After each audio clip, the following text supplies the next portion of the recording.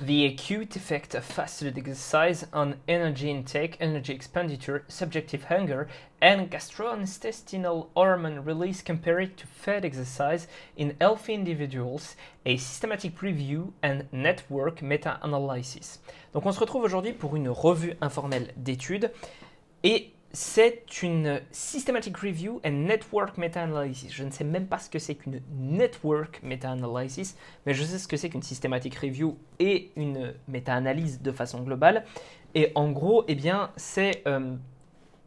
en gros, on prend toutes les études sur un sujet et on essaye d'en retirer des données pour faire des conclusions plus générales, plus applicables, en tout cas plus que des études individuelles. Et je trouve ça hyper intéressant et pertinent. Donc, qu'est-ce qui se passe là-dedans? Alors, moi, mon objectif, ce ne sera pas tant de parler de ce qui s'est passé dans cette revue-là que des... Enfin, oui, hein, bien sûr, mais j'ai plutôt surligné quelques passages que j'ai envie de lire qui me semblent intéressants. Parce qu'en gros, c'est difficile en fait de faire des comparaisons comme ça, parce que là, le but, c'est, pardon pour ceux qui ne parlent pas anglais, c'est l'exercice, les effets en fait ponctuels de l'exercice quand on fait du cardio ou de l'exercice physique, mais surtout du cardio du coup, à jeun, face à faire du cardio pas à jeun. Et en gros, ils ont essayé de comparer quatre familles d'études, on va dire. Sauf que véritablement, et ils le disent eux-mêmes, il n'y en a que deux qui sont comparables parce que les autres, on ne peut pas vraiment, dans le sens où le quota énergétique total n'est pas similaire entre les conditions. Donc, les vrais comparables, c'est plutôt quand tu manges pas, tu fais ton exercice et après tu manges, ou quand tu manges, tu fais ton exercice et après tu manges pas. Mais là, du coup, on a inclus d'autres trucs, c'est-à-dire pas manger avant, pas manger après, faire son exercice quand même, hein, mais pas manger avant et pas manger après. Et l'autre, la dernière condition, c'est manger avant et manger après. Bon, là, ce qu'ils ont trouvé du coup, c'est que, je vais pas spoiler, mais voilà, ce qu'ils ont trouvé du coup, c'est que, pour avoir le plus de déficit calorique sur l'instant, il faut pas manger avant et pas manger après. Merci Sherlock. Si tu fais de l'exercice et que tu manges pas, évidemment que tu as le plus gros déficit calorique possible. Mais ce qui est intéressant, c'est sur le long terme. Or, c'était pas ce que visait cette étude-là. Donc voilà, et ils l'ont bien précisé. Mais donc du coup, il faut pas se dire waouh, mais en fait, le cardio à jeun sans manger après derrière, c'est vachement bien pour perdre des calories. Oui, enfin, c'est normal. C'est parce que tu manges pas avant et tu manges pas après. Donc forcément. Est-ce que ça veut dire pour autant que tu vas dépenser plus de calories si tu es à jeun que si tu n'as pas mangé? Si tu consommes la même quantité de calories, c'est pas forcément le cas. Donc, ils disent qu'en fait, alors, moi j'ai tendance à prendre aussi position contre le cardio à jeun, notamment parce que ça réduit en fait l'énergie que tu peux avoir durant ta séance et donc du coup tu vas peut-être dépenser moins d'énergie. Mais il faut toujours aller contre ce qu'on pense nous-mêmes et c'est pour ça que je vais te présenter ces trouvailles-là. Par exemple, ils disent que c'est possible que le fait qu'on mange moins avec parce que oui, ils disent que en fait derrière le fait d'avoir pas mangé, fait de l'exercice, et derrière,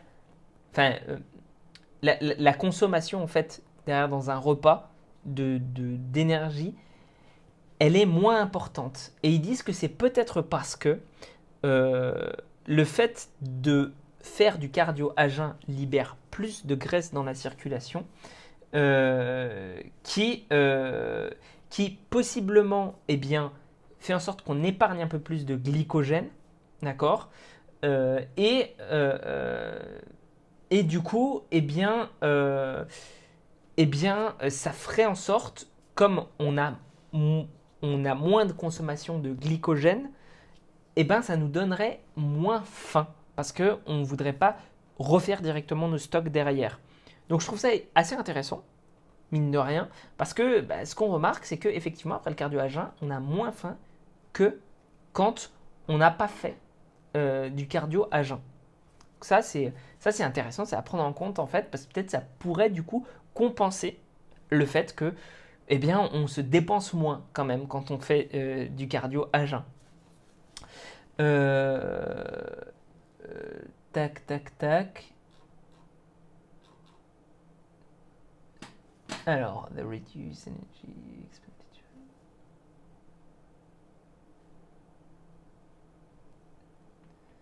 Ah oui, bah du coup, effectivement, hein, comme je l'expliquais, en plus, l'énergie derrière qui est dépensée euh, après le fait d'avoir fait du cardio à jeun, plus le fait de ne pas manger, du coup, donc cardio à jeun plus ne pas manger, ça fait quand même, non, c'est pas je l'ai dit en fait, c'est intéressant à noter, même si en tout et pour tout, euh, même si en tout et pour tout, tu n'as pas enfin, tu as plus d'énergie en fait qui est dépensée, quand même, tu as moins d'énergie qui est dépensée directement après l'exercice. Peut-être parce que, eh bien, du coup, il n'y a pas l'effet de la digestion et on n'a pas de thermogénèse. La thermogénèse qui est créée du coup par la digestion. Donc c'est à prendre en compte aussi. Bon, est-ce que ça compense le fait qu'on dépense plus d'énergie quand même et qu'on en consomme moins? J'en suis pas sûr, mais encore une fois, c'est assez intéressant à noter. Euh, donc ils disent que du coup, si on se fie juste à cette méta-analyse, euh, eh bien le fait, donc comme je le disais au départ, de faire du cardio à jeun plus ne pas manger derrière, c'est le top pour perdre du poids. Mais et là c'est ce qu'ils disent on va dire dans les cave hats, donc en anglais ça veut dire les choses à prendre en compte parce qui peuvent être un peu pièges, voilà, les pièges, cave hats c'est pièges on va dire, c'est que ça se fait uniquement dans des contextes de laboratoire. C'est tout à fait possible en fait que derrière, hein, si jamais on laisse les gens vivre leur vie et manger à leur faim, peut-être qu'en fait, après avoir fait du cardio à jeun et ne pas manger, du coup, derrière, il y a beaucoup de compensation qui se fassent sur les autres repas. Et du coup, aussi qu'il y ait beaucoup de compensation qui se fassent en termes d'énergie dépensée. Parce que du coup, comme tu te sens plus fatigué, d'avoir fait ce cardio à jeun, tu es dans une espèce de déficit énergétique, ça fonctionne. Ton corps en fait te dit il faut qu'on limite la dépense et donc tout tourne au ralenti. Alors je parle pas du métabolisme, je parle du fait que toi tu vas te sentir plus fatigué, tu vas faire moins de trucs. Voilà, voilà. Euh, Ah oui, là aussi, ce qu'ils ont trouvé du coup, c'est que la faim était bien moindre quand on faisait de l'exercice plein, donc de l'exercice après avoir mangé et quand on ne mangeait pas derrière, plutôt que de l'exercice à jeun plus manger derrière. Mais ça ne se transcrivait pas forcément dans en une différence finalement au niveau de l'énergétique totale de la journée. Euh, mais, encore une fois, c'est dans des conditions de laboratoire. Peut-être que si tu as plus faim et que tu n'es pas dans des conditions de laboratoire où ton repas il n'est pas déjà tout préparé, peut-être que tu vas te faire de la bouffe qui est beaucoup plus palatable. Parce qu'en fait, tu te dis, j'ai faim, je vais bouffer un truc bon. Et donc du coup, tu pourrais saper tous tes efforts. Pas ouf. Euh, Tac. Ils disent aussi que Ah oui, ils disent aussi que finalement, bah, les changements énergétiques sur 24 heures, peut-être que ça va pas se répercuter pendant plus longtemps parce que ben, on peut avoir des phénomènes compensatoires énergétiques sur une bonne semaine, sur un mois, etc. On le remarque souvent. Donc, il faut surtout pas extrapoler ça plus loin que ce que veut bien dire la méta-analyse. En tout cas, ce qu'on remarque, c'est que faire du cardio à jeun plus ne pas manger, effectivement, à court terme, c'est le top pour avoir un déficit énergétique. Comment est-ce qu'on peut l'appliquer? Eh bien, on peut se dire que peut-être si on a une, comment dire, une perte de poids rapide à effectuer pour une compétition ou je sais pas quoi, ça peut être intéressant de se dire, bon, allez, ou les 3 derniers jours d'une sèche ou je sais pas quoi, ouais, bon, ok, je fais du cardio à jeun, plus je mange pas derrière.